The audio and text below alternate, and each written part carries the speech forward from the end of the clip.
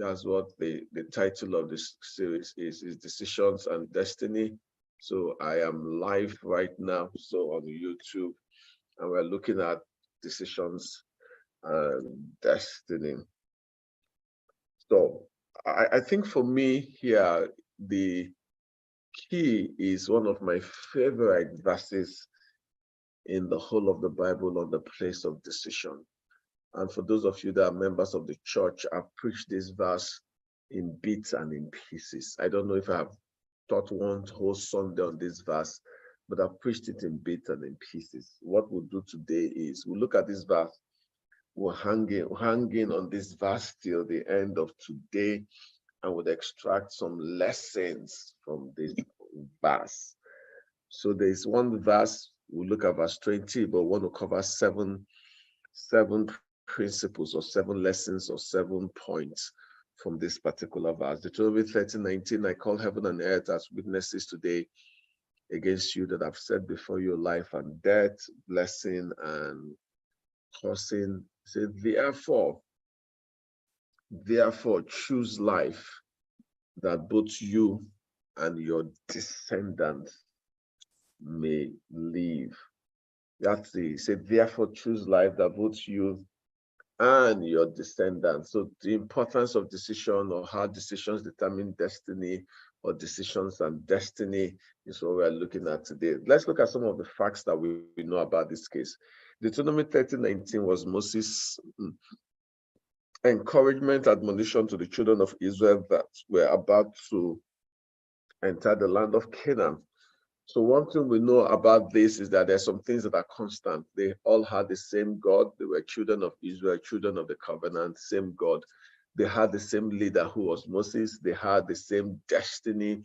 In this case was Canaan, for them to possess Canaan, a land flowing with milk and honey.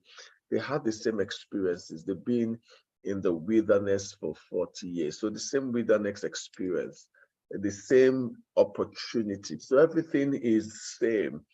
So the question is, if they had the same God, the same leader, the same destiny, the same experiences, the same opportunity, why are their outcomes different? That's what we wanted to look at today. Same God, same leader, same destiny. Now, if you look at this scripture also, you'll not find out that, like I said last week, God delights in our prosperity, but God does not determine our prosperity. Now, I said that God delights. Joshua 1:8 makes this clear. This book of the law shall not depart from your mouth. You should meditate in it day and night, and you will observe to do all that is written there. He said, then you would make your way prosperous. Then you will make your way. God wants you to prosper, but ultimately, whether you prosper or not is not God. Whether you prosper or not is a function of you and the things that you do with what God has given to you. So in this case, God gave them Canaan. They couldn't have gotten Canaan with their own strength, but the experience in Canaan was not determined by God. The experience in Canaan was determined by the decisions or the choices that they made. And this is the key thought, the key idea, the key philosophy for this whole program, that the key difference is the choices that people make. So you can serve the same God but make different choices, and the outcomes will be different. So it's in the choices that we make that we write our histories, that people's histories will be written not by the place of their birth or their qualifications or their gender or skin color, but by the decisions they make or fail to make. So every decision we make writes a history for us, opens a chapter for us, writes a particular piece of our life story, whether the decision to get married, the decision to relocate, the decision to have a number of kids, the decision to start your own business, which career path. Every decision that you make, writes a chapter of your life. And if you look at your life right now, if you need to write your autobiography, you'll find out that your success and your failures have been punctuated by the decisions that you made or that you failed to make. So you write your story. People's histories will be written not by the place of their birth, qualifications, but by the decision they make or fail to make. And we'll look at this. So let's go back to Deuteronomy 30:19. And and look at the 7 principles. Principle number 1 here, it is that your success is not determined by the land, but by your choices. That's the first principle we need to establish.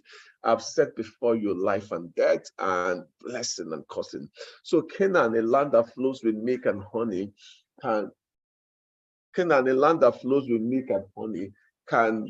become a land of cursing for you if you don't make the right choices. So it's not Canaan. Canaan was a land flowing with milk and honey. How can a land flowing with milk and honey become a land of death, a land of cursing? So we know this. America is the land of the free. Canada, fantastic and amazing.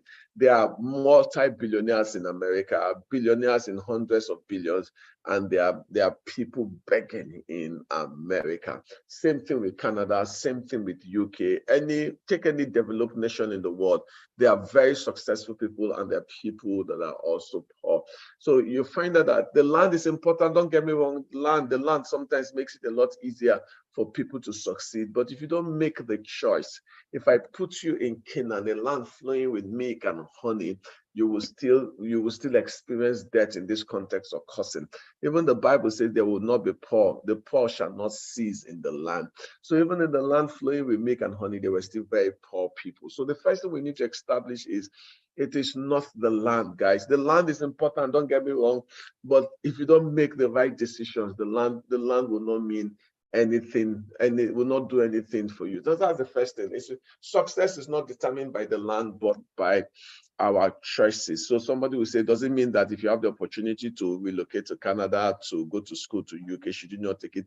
By all means, take it, but make the right decision so that Canada and UK would open for you. That's what I'm trying to say. Point number 2 here is the concept of the forces of the universe aligning with the decisions or the choices that we make. So the first line says, I call heaven and earth as witnesses. So the heavens and the earth. So the decisions you make, you have witnesses in the heavens. And when you talk about the heavens, you talk about all the bodies in the heavens and also on the earth. So this is also the type of the spiritual and physical. So sometimes the decisions we make opens the door to forces, spiritual. That's what you call favor, even physical. Men and women coming to help you because you made a decision, and heaven would align with that decision.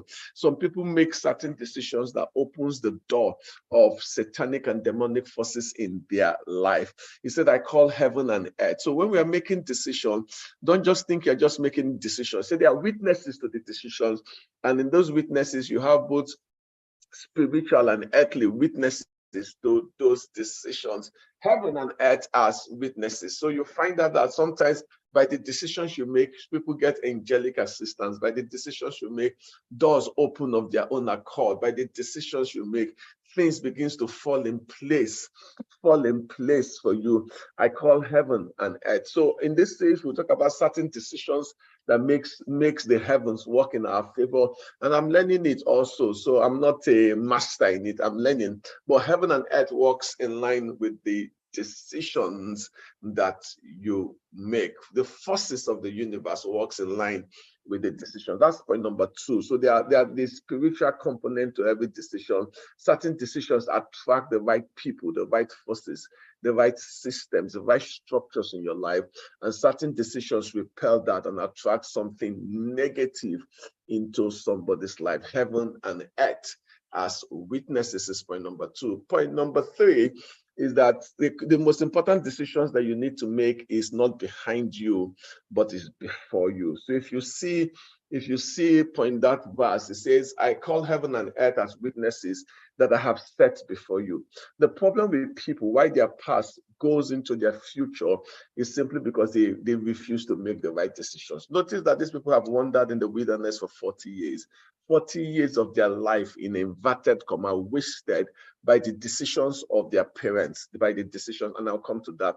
But now they are at the verge of entering Canaan. It's not for you to keep talking about the 40 years that have been wasted. You can actually put an end to the past to the experiences of the past, the pain of the past by the decisions that you make. Same thing with the prodigal son. The Bible did not tell us how long he fed swine, how long he experienced famine, but we know that he put an end to that experience by the decisions that he made. I would arise and I will go back to my father's house. Same thing, we talked about entrepreneurship with Isaac, where he stayed in that land for a long time. When we're doing Genesis 26 and the study on entrepreneurship, we don't know how long he stayed in farming, 2 years, 5 years, 10 years, but we know that Isaac changed that experience by the decisions that he made. Can I say this to you? You are one decision away from changing every negative experience in your life, whether it's from that of the prodigal son, whether it's from that of Isaac. For the prodigal son is to arise and go back. For Isaac is to plant and to sow. For the children of Israel, they are one decision away to unlocking a bright future. So the beauty of this verse is that, yes, I understand, Pastor, you don't know what I'm going through or have gone through. We have all gone through certain stuff in our life, but the key that changes negative experiences in our lives is the force of decision. And she says, I have set before you. So we need to think more about our future rather than our past experiences. You've made some mistakes. I understand that. You should not be where you are right now. I understand that. You should have been far more if you had not made certain. I understand all that. But the beauty is that it is before you. So I don't want us to live in the present, but we're living in the past. We should actually live from the mindset of the future that God has in store for us. So it says, I have set them before you. Your past does not determine your future. You only allow your past to determine your future by the decisions that you fail to make. If you don't make the right decisions, then your past will continue. Newton's first law of motion says all objects would remain at rest or in uniform motion in a straight line, except an external force is acted upon that object. That external force begins by the decision. So if you want to change the trajectory of your life, it starts with a decision. I have said it is before you. The best of you is before you, not 20 years, yes, 30 years. There's different people here with different needs, but I need you to stop focusing on the past. So stop focusing on what the past has robbed you. Stop focusing on the betrayal of the past and begin to focus on the benefit or the future that God has in store for you. There's something before you, a land flowing with milk and honey. You're in the wilderness right now, but there's a land flowing with milk and with honey, and you need to begin to see it, believe it, confess it, experience, whatever you want to call it, but you need to make a decision for your future and not continue to live in the regrets of the past. For somebody, you need to cut that umbilical cord of regret and just move into the future that God has in store for you. That's point number 3 is before you. Can you people still hear me? Yes, sir, we can. Yes, sir. We do. Yes, I hear sir. you, sir. Thank you. Thank you. So I want to go to point number 4. Point number 4 is decisions have generational effect or consequences. That's point number 4. The concept of generational effect or consequences. It says, therefore choose life that both you and your descendants may live. You know, sometimes I say to myself that even if I don't want to succeed or I don't want a good life for my kids, I need to try and do it for them, because it said therefore choose life. So sometimes we think it's just us. There's really nothing like you're just one man. No, it's not just one man. You're connected to your family, your brother, your fathers, your sisters, your children. It says therefore choose life. And why did Moses say to them? The reason why they spent 40 years in the wilderness was because their parents made a wrong choice, and that wrong choice affected them, and for 40 years they were in the wilderness. And here Moses was saying to them, he said, therefore choose life. One of the greatest decisions you need to make, you understand, is to ensure that the next generation, they have it better than what you have. Therefore choose life, so that you and your descendants may live. So one reason why you need to succeed is make it easier for the next generation. In fact, the whole essence of leadership is to secure the future of the next generation. That's what the whole essence of leadership is. You secure the future of the next generation. You make it easier for the next generation, be that as a child, a business, an organization. When you call it succession planning, when you say there's no success as a leader without raising other leaders, it's the same thing you're saying. You need to secure the future of the next generation. I said, therefore, choose life and see what happens. And this is what has happened to America and Canada and the rest. This first set of people that went to America made certain choices that made it easier for the next set of people to succeed. Right now, those choices are being destroyed, and we can see what is happening in terms of the gay rights movement and all that in America, in UK, in Canada, and all that. It's about the success they have experienced is as a result of some people choosing life on their behalf. That's you and your descendants. So there are choices that we make that affect our children. You and your descendants may live. Decisions have generational effect and consequences.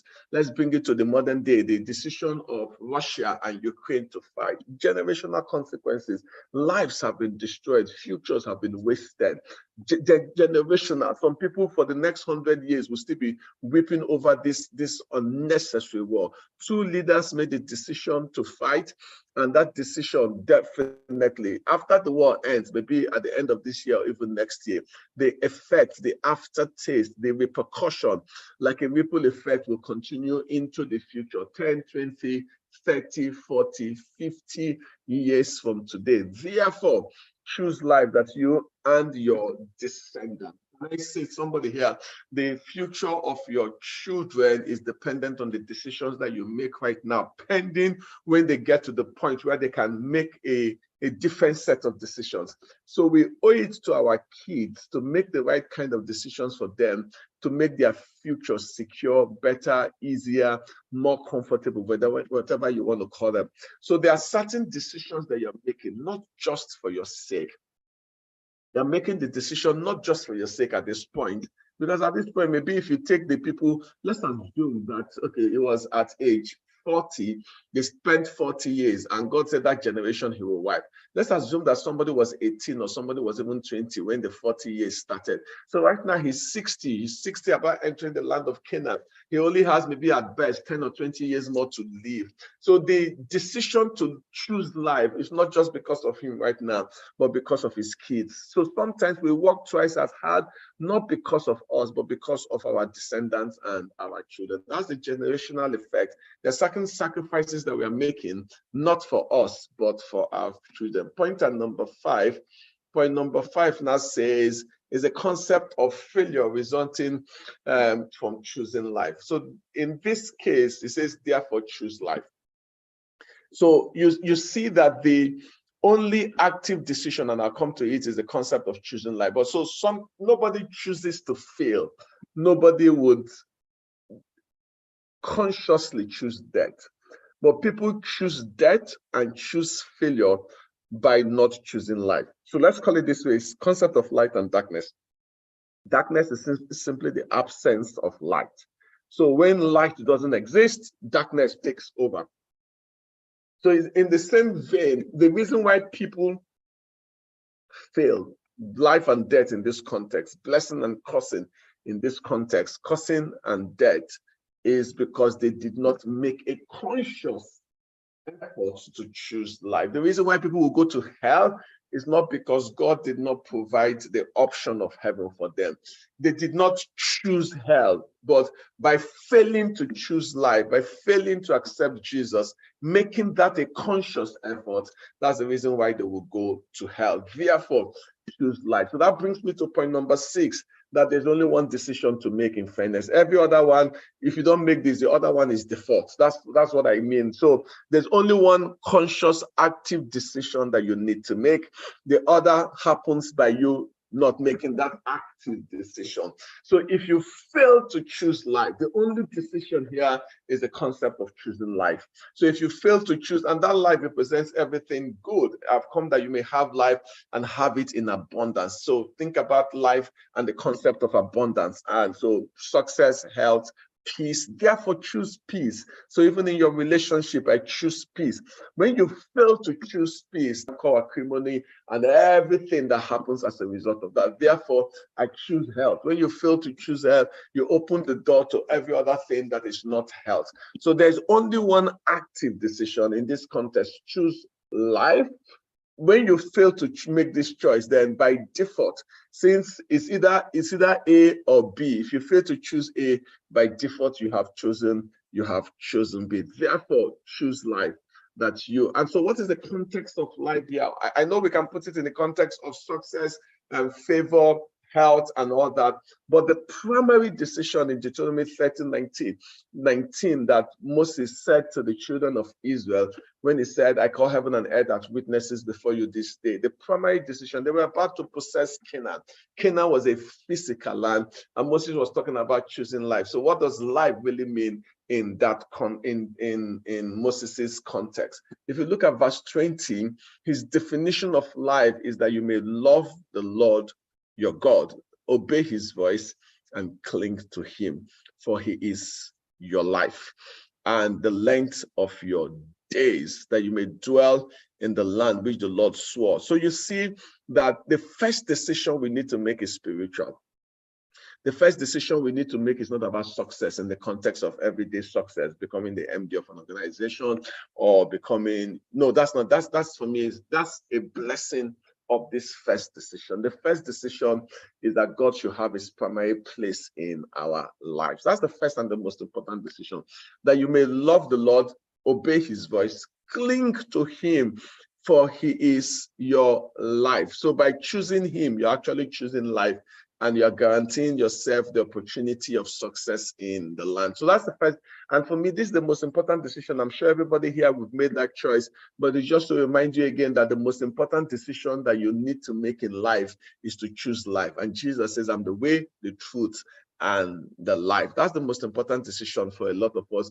Sometimes we make that decision and we forget. I just want to remind you, this is your most important. Love the Lord. If your love is going cold, it's time for you to come back and say, God, I repent my love for you. If you get to that point where you see that you don't obey his voice, you are no longer clinging to him, you just know that you are gradually drifting from the most important decision there is. And you know, if you drift from that decision, every other thing happens by default. Finally, which is point number 7. So as a way of reminder, what have we covered? I call heaven and earth to record this day. We said number 1 is not in the land. We talked about the forces of witnesses. We said that it is before you. We said that it's before you. We said that there's only one decision for us to make, that failure happens when we don't choose the other decisions. We said that decisions also have generational effect, which is the concept of your descendants. And I want to bring this to a close. There's one word in Deuteronomy 37 that we have not considered. We've considered every phrase, word in Deuteronomy 30:19 except one. Can I ask somebody? Let me say, if somebody is very observant, which word have we not talked about in Deuteronomy 30:19?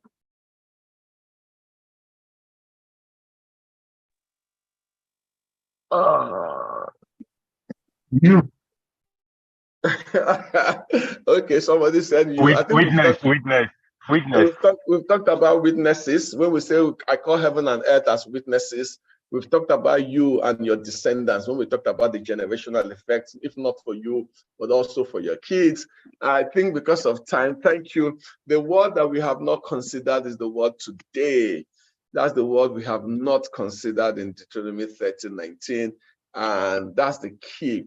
For me, today means that success begins the day we choose to. So that's day. I call heaven and earth as witnesses today. Why did I leave it as the last word here in the 7 principles I want to teach from Deuteronomy 30:19?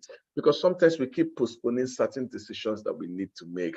Every day you postpone a decision that you need to make, you postpone your success story. And it says there is no better time than now. The book of Corinthians says now is the day of salvation. There's no better time than now. And for some of us, there are certain decisions that we have postponed. Maybe the decision to go back to school, maybe the decision to lose weight, maybe the decision to take your academics seriously or your business, or the decision to write a book. I don't know what the decision is, but it says there's the concept of today. Today is the day of salvation. This is the best time to make certain decisions to start the trajectory of your life. I call heaven and earth to witness, to serve as witness today against you. Today that I'm saying this to you. Notice that Moses did not say anything. Just as they were about to enter Canaan, he said, today is the day, the most important day of your life. You understand, it's today, because it's the day that you will make a decision that will determine what your experience will be in Canaan. And I want you to take the concept of today and maximize it and say to yourself, every day that you wake up is your today. But let's start with tonight. There's certain decisions that you know you need to make. I don't know what that decision is for somebody listening to me, but today can be that day where you start a new chapter. Today can be that day where you close the chapter. Maybe it's the decision to forgive somebody. Today can be that day where you walk in love and release the hurt and the pain. I don't know what today is for you, what decision you need to make, but I want to say to you, never let today go without making the decisions that is necessary for your future. Today can be your own day in inverted comma of salvation, your own day of emotional health, of physical health, your own day, the beginning of your financial health. Today, that concept of is today, guys, it's not tomorrow. It's today, right now before you. The decision is before you. You know what that decision is. For as many that are led by the Spirit are the sons of God, you know what that decision is. Sometimes that decision, I don't want to say certain stuff. The decision is maybe I can't say for somebody here. Maybe for somebody, the decision is to live an abusive relationship. Today can be the day where the starting point, like the prodigal son, there was a day when he came to his senses, and that day was the day his transformation began. I don't know how long he was there, but the day he came to his senses and made the decision was the day. Let today be the day you make a decision that will turn the chapter of your life around. In Jesus' precious name we pray. Amen. Amen. So we'll just bow our heads to pray. This is my favorite verse on decision making. Next week, I'll look at one of my favorite passages. So I took one verse. Next week, I won't take a verse, I'll take a passage that talks about decisions, the effect of decisions, and some other things I will teach. But when we come next week, can we bow our heads to pray? Father, we thank you for mercy. Oh, bless you. The great I am, the one who was and is to come. I don't know how God has spoken to you tonight.